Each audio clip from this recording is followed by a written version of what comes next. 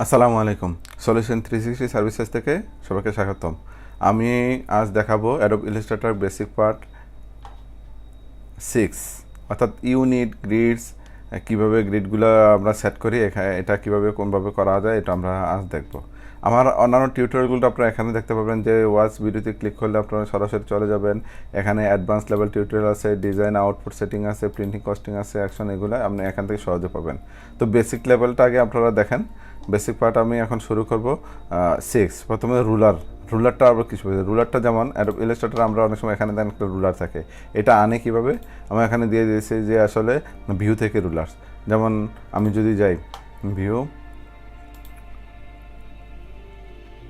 এই যে rulers, show rulers, control art দিলে শো রুলার্স, আর কন্ট্রোল অল্টার আর্ট দিলে চেঞ্জ টু গ্লোবাল রুলার্স। অর্থাৎ আমি আগে রুলারটা দেখেছি, কন্ট্রোল আর্ট দিলে এই রুলার্স, এই দেখেন এখানে রুলার্স। এই রুলার্স আমরা অনেক সময় দরকার হয়, যে আসলে এখান থেকে ইজিলিভাবে যখন রাইট বাটন ক্লিক করলে এখন আমরা পয়েন্ট এগুলো চেঞ্জ করার জন্য এখানে অনেক সময় রুলারটা দরকার লাগে। তো রুলারটা আসলে শো এবং হাইড এখান থেকে আমরা করি, অথবা কন্ট্রোল আর্ট দিলে আসে, আবার কন্ট্রোল আর্ট দিলে চলে যায়।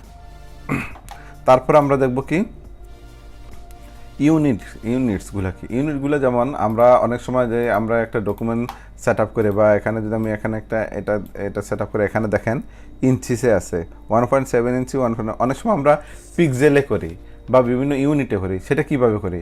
এক হইলে আমরা যদি রুলারটা এখানে আনি, এখানে রাইট বাটন ক্লিক করে আমরা এখান থেকে দিতে পারি, পয়েন্ট দিলে দেখেন অটোমেটিক এখানে পয়েন্ট চেঞ্জ হয়েছে। আপনারা যদি ইঞ্চিতে দেয়, ইঞ্চিতে চলে আসবে। আমরা যদি অনেক সময় কী করে মিলিমিটারে চাই, মিলিমিটার এখান থেকে আসবে। আবার অনেক সময় যেমন সেন্টিমিটার চাই, এখানে সেন্টিমিটার। আবার অনেক সময় যদি পিক্সেলে রাখতে চাই, যেমন পিক্সেল এখান থেকে আসতে পারে, এটা এখানে পিক্সেল আছে।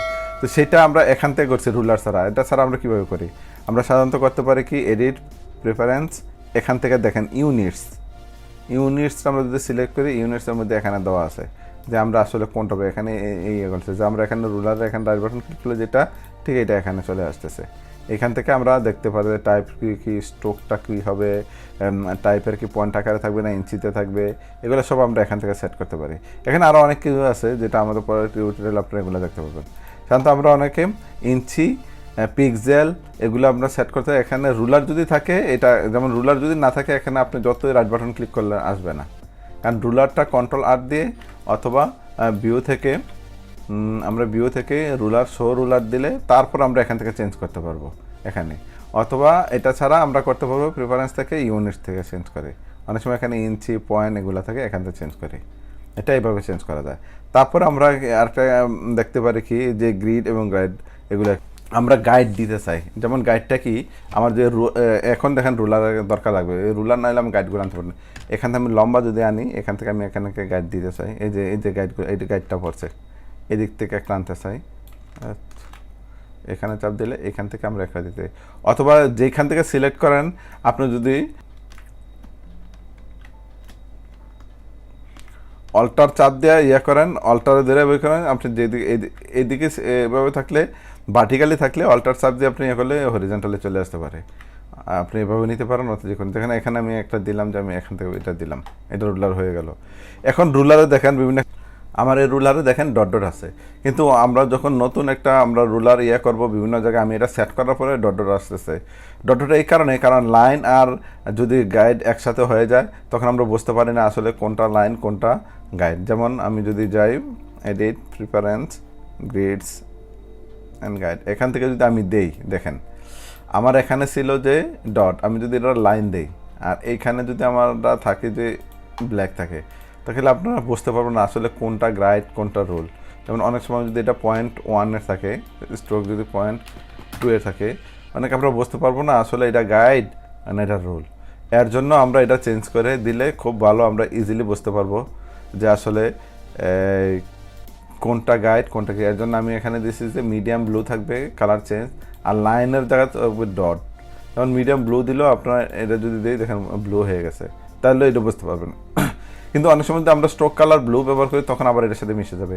সেই ক্ষেত্রে আমার পরামর্শ অনুযায়ী আপনার যদি চান, সেই ক্ষেত্রে আমি প্রিফার করি যে এটা ডট আকারে দিলে তখন আর কোনো সমস্যা থাকে না।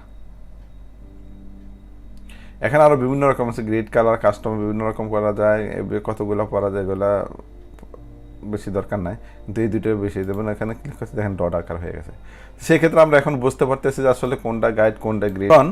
আরেকটা আছে যেমন স্মার্ট গাইড, এটা কিভাবে আমরা ভিউ থেকে স্মার্ট গাইড বা কন্ট্রোল ইউ দিয়ে আমরা এটা করতে পারি। আবার স্মার্ট গাইডের কালারও চেঞ্জ করতে পারি, এডিট প্রিফারেন্স স্মার্ট গাইড।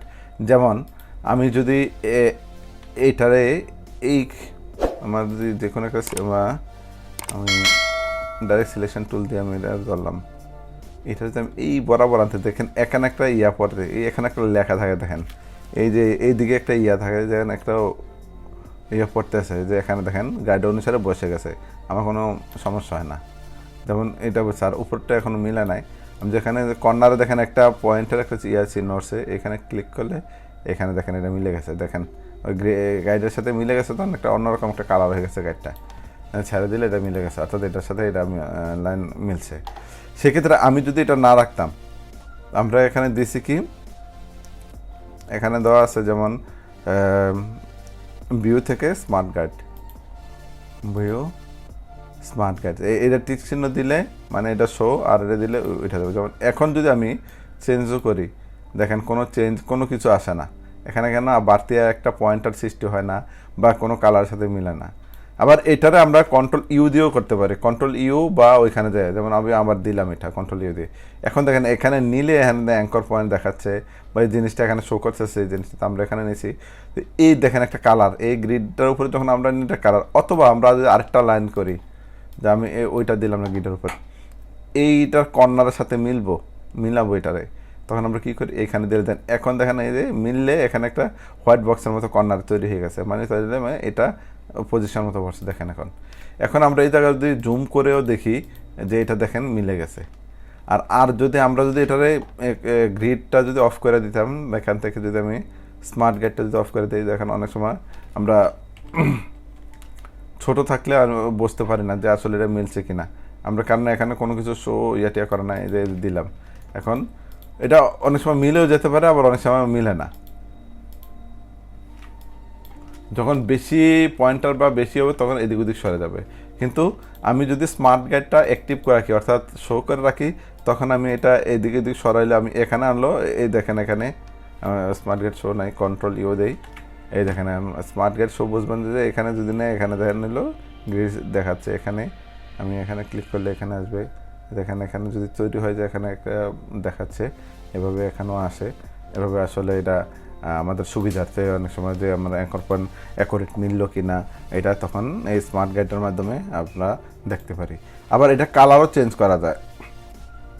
আমি এখানে দেখেন ধরলে এটা কালারটা দেখেন কীভাবে দেখাচ্ছে, পাত এখানে শো করতেছে, পাত এই দিলে অ্যাঙ্কর, এখান থেকে এখানে যদি আমি এটা যদি দেখেন একটা কালার আছে, এই কালারটা আমরা চেঞ্জ করতে পারি।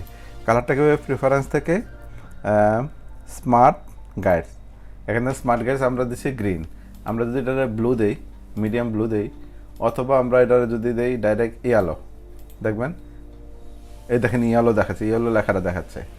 আমরা যদি এখান থেকে অর্থাৎ যেটা যে কালারে দিব সেই কালারে এখানে এটা শো করবে। যেমন আমি এখান থেকে যদি এটাতে দিচ্ছি যে ম্যাজেন্টা কালার, হ্যাঁ ম্যাজেন্টা কালার দিয়ে ওকে করলাম, এই দেখেন magenta colour anchor, magenta colour দিলে সবচেয়ে বোঝা যাচ্ছে যে অ্যাঙ্কর পয়েন্টটা দেখেন, এটা পাত স্মার্ট গাইড দেওয়াতে এখানে এগুলো শো করতেছে আসলে কোনটা কোন জায়গায় ধরতেছে, এদের অ্যাঙ্করটা ধরছে, এই অ্যাঙ্করটা এখানে মিলে গেছে, দেখেন এই অ্যাঙ্করটা দেয় এটা এই ইয়ার অ্যাঙ্করটার সাথে মিলে গেছে, অ্যাঙ্কর লেখা উঠতেছে, এটা ক্লিয়ার বোঝা যাচ্ছে। আর যদি স্মার্ট গাইড না দিতাম, স্মার্ট গাইড যদি হাইড করে দিই, তখন কিন্তু এই দেখেন এখানে নিলে কিছু শোও করে না, আমার এখানে নিলে কোনো কিছু হয় না, এটা আমি কোন জায়গায় দৌড়ছি এটা বোঝা যাচ্ছে না। তো সেক্ষেত্রে এটা খুবই গুরুত্বপূর্ণ, স্মার্ট গাইডটা এখানে অন করে নিলে এখানে অ্যাঙ্কর, এখানে সব কিছু, এটা কোনটা কি পাত কোনটা কি এখানে শো করতেছে। তো আসলে এইভাবে এই টুকটাক যে বেসিক জিনিসগুলা আমি ছোট ছোট টিউটোরিয়ালে দেখাচ্ছি।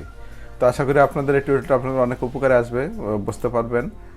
যদি আমার টিউটোরিয়াল যারা এখনও সাবস্ক্রাইব করেন নাই, আমার চ্যানেলটা অবশ্যই সাবস্ক্রাইব করবেন, আর আমার টিউটোরিয়ালটা শেয়ার করবেন যাতে অন্যরাও দেখে উপকৃত হয়। আজ এই পর্যন্ত, আল্লাহ হাফেজ।